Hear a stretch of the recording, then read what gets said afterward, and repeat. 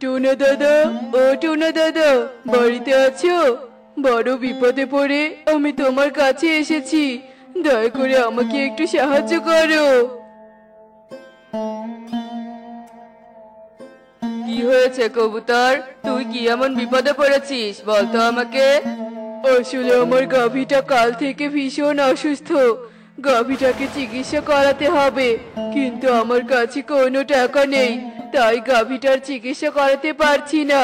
তুমি যদি আমাকে কিছু টাকা ধার দিতে তবে অনেক বড় উপকার হতো।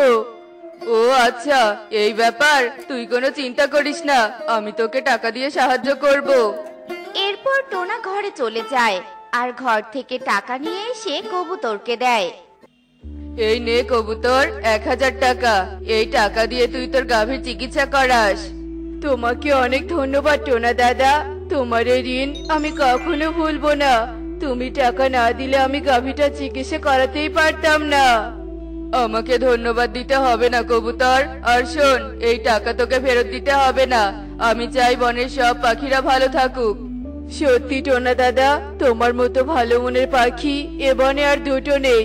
সৃষ্টিকর্তা তোমার মঙ্গল করুক। এ কথা বলে কবুতর টোনার কাছ থেকে টাকা নিয়ে সেখান থেকে চলে যায়। আসলে টোনা ছিল খুবই পরোপকারী। বনের কোনো পাখি বিপদে পড়লে টোনা এভাবেই বনের পাখিদের পাশে দাঁড়াতো। আর এভাবেই বেশ কিছুদিন কেটে যায়। আর হঠাৎ করে টোনা ভীষণ অসুস্থ হয়ে পড়ে। টোনা, টোনা, তোমার কি হলো গো? তুমি কবে আবার আগের মতো সুস্থ হয়ে যাবে?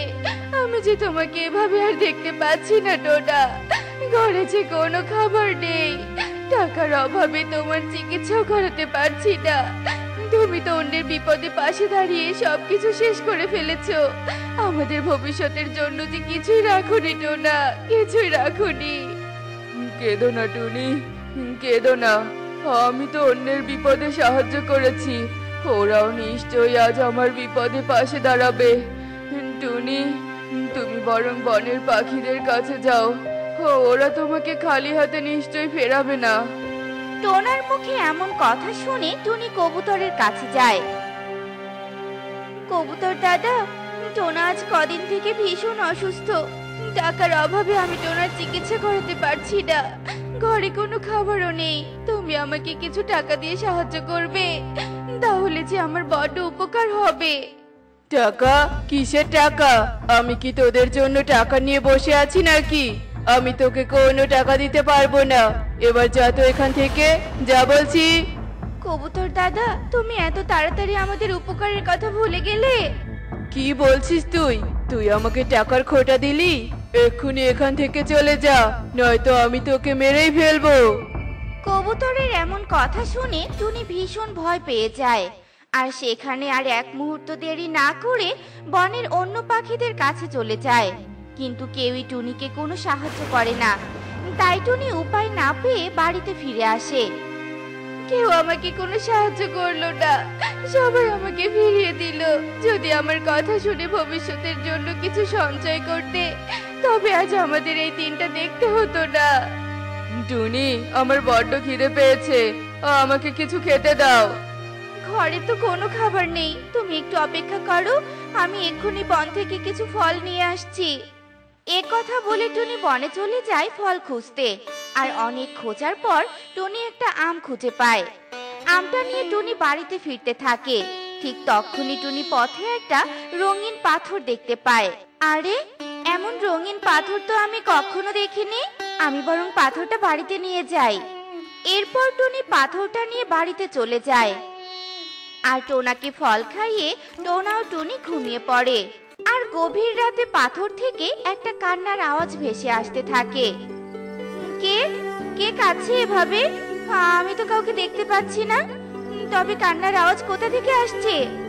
কে আছো? দয়া করে আমাকে সাহায্য করো।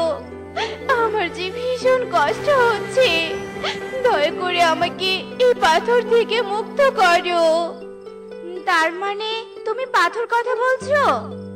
হ্যাঁ, আমি পাথর কথা বলছি। তুমি আমাকে দেখে ভয় পেও না। আমি কোনো পাথর নই, আমি একটা পরী। এক দুষ্ট ডাইনি আমাকে এই পাথরে বন্দি করে রেখেছে। দয়া করে আমাকে মুক্ত করো। একটা পরী, কিন্তু আমি তোমাকে কি করে মুক্ত করব? আমি তো একটা সাধারণ পাখি। এই বনের মাঝখানে একটা গাছের ডালে 3 মাটির ঘর আছে। ওই 3 ঘরের যে কোনো একটি ঘরে আছে একটা সোনার লাঠি। ওই সোনার লাঠি দিয়ে এই পাথরকে আঘাত করলে পাথরটা ভেঙে যাবে, আর পাথরটা ভেঙে গেলে আমি এই পাথর থেকে মুক্ত হতে পারবো। তবে সাবধান, ডাইনি ওই সোনার লাঠিকে 3 মাটির ঘরের যে কোনো একটি ঘরে লুকিয়ে রেখেছে। তাই তোমাকে সঠিক মাটির ঘরটা বেছে নিতে হবে। তুমি যদি ভুল ঘরটা বেছে নাও তবে তুমি সাথে সাথেই মারা যাবে। ঠিক আছে পরী, আমি এক্ষুনি ওই গাছের ডালের 3 মাটির ঘরের সন্ধানে যাচ্ছি, আর ওই সোনার লাঠিটা নিয়ে আসবো। না টুনি, আমি জেনে বুঝে তোমাকে মৃত্যুর মুখে ঠেলে দিতে পারি না। কারণ তুমি যদি সঠিক মাটির ঘরটা খুঁজে বের করতে না পারো তবে যে তোমাকে মরতে হবে, তা আমি কিছুতেই হতে দিতে পারি না টুনি। টোনা, তুমি সবসময় বনের পাখিদের উপকার করে গেছো, তাহলে আজ পরীর বিপদে তুমি কেন সাহায্য করতে চাইছো না? তবে কি তুমি মৃত্যুর ভয়ে অন্যের উপকার করবে না? টুনির মুখে এমন কথা শুনে টোনা আর টুনিকে বাধা দেয় না। টুনি গাছের ডালে 3 মাটির ঘরের সন্ধানে বেরিয়ে পড়ে, আর টুনি উঠতে উঠতে সে গাছের ডালে 3 মাটির ঘরের কাছে চলে আসে। আরে ওই তো সেই গাছের ডালে 3 মাটির ঘর। কিন্তু এই 3 ঘরের মধ্যে কোন ঘরে আছে সেই সোনার লাঠি? আমি তো বুঝতেই পারছি না। আমি বরং মাঝখানে থাকা মাটির ঘরে প্রবেশ করি, ওটাতেই হয়তো সোনার লাঠি আছে। এরপর টুনি মাঝখানের মাটির ঘরটাতে প্রবেশ করে, আর সেখানে প্রবেশ করে টুনি সোনার লাঠি দেখতে পায়। আরে ওই তো সেই সোনার লাঠি। তার মানে আমি ভুল ঘরে প্রবেশ করিনি। যাই, তাড়াতাড়ি সোনার লাঠিটা নিয়ে এখান থেকে চলে যাই।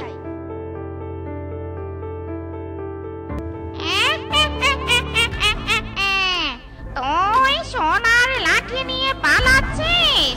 দাঁড়া, তোকে আজ দেখাবো মজা। এ কথা বলে ডাইনি টুনির দিকে এগোতে থাকে।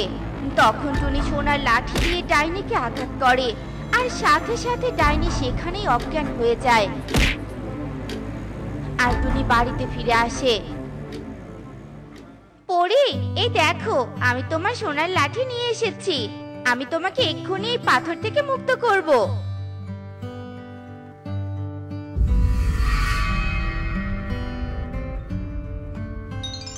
তোমাকে অনেক ধন্যবাদ টুনি, আমাকে পাথর থেকে মুক্ত করার জন্য। তোমার এই ঋণ আমি কখনোই ভুলবো না। আমাকে ধন্যবাদ দিতে হবে না পরী, কেউ বিপদে পড়লে তাকে সাহায্য করা তো আমার দায়িত্ব। এতে ধন্যবাদ দেওয়ার কিছু নেই, বুঝলে? তুমি অনেক ভালো ও সৎ পাখি, তাই যাওয়ার আগে আমি তোমার স্বামীকে সুস্থ করে দিতে চাই। এরপর পরী টোনাকে জাদু করে সুস্থ করে দেয়, আর পরী টুনির কাছে বিদায় নিয়ে সেখান থেকে চলে যায়। আর টুনি ও টোনা সুখে দিন কাটাতে থাকে। দেখলে তো বন্ধুরা, সৎ ও পরোপকারীকে সবাই কেমন ভালোবাসে। তাই আমরা সব সময় সৎ পথে থাকব, আর কেউ বিপদে পড়লে তাকে অবশ্যই সাহায্য করার চেষ্টা করব। এমনই সব মজার মজার শিক্ষণীয় টুনি পাখির গল্প দেখতে আমাদের পাশেই থেকো। আর গল্পগুলো কেমন হচ্ছে তা কমেন্টে জানাতে ভুলো না কিন্তু। Bye bye. তিস্তা নদী দিয়ে ঘেরা মায়াপুরের জঙ্গল ছিল এক অপরূপ সৌন্দর্যের নিদর্শন। ঝর্ণা, নদী, ভিন্ন ভিন্ন ফুল ফলে ঘেরা এই জঙ্গলে সব ধরনের পশু পাখি মিলেমিশে এখানে বসবাস করত। এই বনে টোনা তার স্ত্রী টুনিকে নিয়ে ছোট্ট এই কুড়ে ঘরে থাকতো। টোনার এক টুকরো জমি ছিল, সেই জমিতে টোনা বিভিন্ন ফলের গাছ রোপণ করে তার সংসার চালাতো। কি রে টোনা, তোর মাথা কি খারাপ হয়ে গেছে নাকি? আম গাছগুলো এভাবে কেটে ফেলে দিচ্ছিস কেন? কাটবো না তো কি করব? 2 মৌসুম থেকে গাছে একদম আম ধরে না, তাই গাছ কেটে ফেলছি। ভাবছি এবার জমিতে রঙিন খেজুর গাছ রোপণ করব। শহরে রঙিন খেজুরের অনেক চাহিদা। তাই নাকি? তবে তো ভালোই, তাই কর। জমিতে রঙিন খেজুর রোপণ কর, তাহলে আমরা তোর থেকে রঙিন খেজুর নিতে পারবো। তা তুমি যাচ্ছ কোথায়? আমি একটু শহরে যাব। শহর থেকে বউয়ের জন্য গহনা আনতে হবে। শহরে যাবে ভালো কথা, কিন্তু তোমার হেলমেট কোথায়? তুমি জানো না হেলমেট ছাড়া বাইক চালালে নিজের ক্ষতি হতে পারে? দুর্ঘটনা থেকে নিজেকে বাঁচাতে আমাদের অবশ্যই হেলমেট পরা উচিত। তাই তো, আমি তো ভুলে হেলমেটটা বাড়িতে রেখে এসেছি। তুই আমাকে বলে ভালোই করেছিস। যাই, বাড়িতে গিয়ে হেলমেটটা নিয়ে আসি। এরপর কালু বাইক ঘুরিয়ে আবারও নিজের বাড়িতে চলে যায়। আর টোনা পুরো জমির গাছ কেটে সেই গাছের কাঠ বিক্রি করে দেয়। বেশ ভালো টাকা পেয়েছি। এই টাকা দিয়ে রঙিন খেজুরের চারা কিনতে হবে। যাই, এখন বাড়িতে যাই। আজ অনেক পরিশ্রম করেছি। টুনি, টুনি, এক গ্লাস জল দিয়ে যাও তো। এই যে, এই নাও জল, খেয়ে আমাকে উদ্ধার করো। এভাবে কেন বলছো? সারাদিন আমি মাঠে কাজ করেছি। কোথায় তুমি আমায় আদর যত্ন করে খেতে দিবে তা নয়, আমাকে এভাবে কথা বললে? তার মানে তুমি কি বলতে চাচ্ছো? হ্যাঁ, আমি খারাপ বউ? আমি তোমাকে খেতে দেই না, সারাদিন তোমাকে কথা শোনাই। বাড়িতে কোনো বাজার নেই, সেদিকে তো তোমার কোনো খেয়ালই নেই। আবার তুমি আমাকেই বলছো আমি ভালো নই। যাব বাবা, আমি আবার এ কথা কখন বললাম? টুনি, তুমি আসলে একটু বেশি বোঝো। সব সময় তুমি তিলকে তাল করো। ও, এখন আর আমাকে তোমার ভালো লাগে না, তাই না? তাই তুমি বাজার করে আনো না। আমি এবার সবটা বুঝতে পেরেছি। হায় বিধাতা, এটা আমার কপালে কেমন বউ জোটালে। এ তো কথা বলার সুযোগই দেয় না, এক ধাপ বেশি বোঝে। আরে যাও, আমাকে বাজারে ব্যাগটা এনে দাও তো। আমি তো ভালোই নই, তাই কোনো কাজও করতে পারবো না। বুঝেছি, ওকে বলে কোনো লাভ নেই। না, নিজেকেই বাজারে যেতে হবে। এরপর টোনা আর কথা না বাড়িয়ে নিজেই বাজারের ব্যাগ নিয়ে চলে যায়। আরে কবুতর দাদা, আজ দোকানে এত কম মাছ এনেছো, নাকি আজ ভালো বিক্রি হয়েছে? আর বলো না টোনা, মাছের যে দাম, আমি তো শহর থেকে বেশি দাম দিয়ে মাছ কিনে এনেছি, তাই আমাকে বেশি দাম চাইতে হচ্ছে। দাম বেশির জন্য কেউ তেমন মাছও কিনছে না, তাই আমার মাছ বিক্রি হচ্ছে না। এত কম মাছ এনেও ক্রেতা পাচ্ছি না। কি বলছো কি? তা মাছ কত টাকা কিলো? আমি কিনেছি 300 টাকা আর বিক্রি করছি 320 টাকা করে। এত দাম? থাক, আজ আর মাছ কিনবো না। যাই, মাংসের দোকানে যাই। তোতা দাদা, আজ মাংস কত টাকা কিলো? একদম 700 টাকা। এত চড়া দাম, মনে হচ্ছে আজ আর মাছ মাংস কেনা হবে না, সবজি কিনে নিয়ে যেতে হবে। আরে টোনা দাদা, তুমি তা কি কিনবে বলো? আজকে তো সব সবজির দাম চড়া। পটল 100 টাকা কিলো, আলু 50 টাকা কিলো, মরিচ 100 টাকা কিলো, আর মিষ্টি কুমড়া 80 টাকা। কোনটা কিনবে বলো? সবজির বাজারে দেখছি পুরো আগুন লেগেছে। এত চড়া দাম, এত দাম হলে পাখিরা কি করে সবজি কিনবে? ভাবছি আমি আর শহর থেকে সবজি কিনে আনবো না, এখন থেকে নিজের জমিতে চাষ করব, তবেই তোমাদের কম দামে সবজি দিতে পারবো। ভাবছি জমিতে রঙিন খেজুর চাষ না করে সবজি চাষ করব, তাহলে আর এত দাম দিয়ে সবজি কিনতে হবে না। যাকগে, আমাকে শুধু 1 কিলো আলু দাও। এরপর ময়ূরী টোনাকে 1 কিলো আলু দেয়, আর টোনা 1 কিলো আলু নিয়ে বাড়িতে চলে আসে। হে কি টোনা, তুমি শুধু 1 কিলো আলু এনেছো আর কিছুই আনোনি? কি আর আনবো বলো, পুরো বাজারে সব কিছুতেই আগুন লেগেছে, কিছুই কেনা যাচ্ছে না। কি বলছো কি? পুরো বাজারে আগুন লেগেছে? এত বড় ঘটনা, তবে তো এ কথা পুরো বনে জানাতে হবে। আরে আরে, যাচ্ছ কোথায়? পুরো কথাটা তো শুনে যাও। টুনি, টুনি, যা বাবা, এই টুনি তো চলেই গেল। আজ যে কি হবে তা সৃষ্টিকর্তাই জানে। আরে সুখী দিদি, তুমি এখানে কাজ করছো? ওইদিকে যে সর্বনাশ হয়ে গেছে গো, বাজারে আগুন লেগেছে, আগুন। টোনা নিজের চোখে দেখে এসেছে। কি বলছো কি? বাজারে তো কবুতর রয়েছে, আমাকে এক্ষুনি বাজারে যেতে হবে।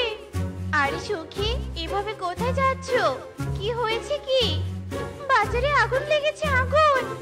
এ কথা শুনে টিয়ে বিচলিত হয়ে পড়ে, আর এভাবেই পুরো বনে বাজারে আগুন লাগার কথা ছড়িয়ে পড়ে। পুরো বনে আতঙ্ক সৃষ্টি হয়ে যায়। সবাই জলের বালতি নিয়ে ছোটাছুটি করতে থাকে। ছোটাছুটি করতে গিয়ে অনেকে আহত হয়ে যায়।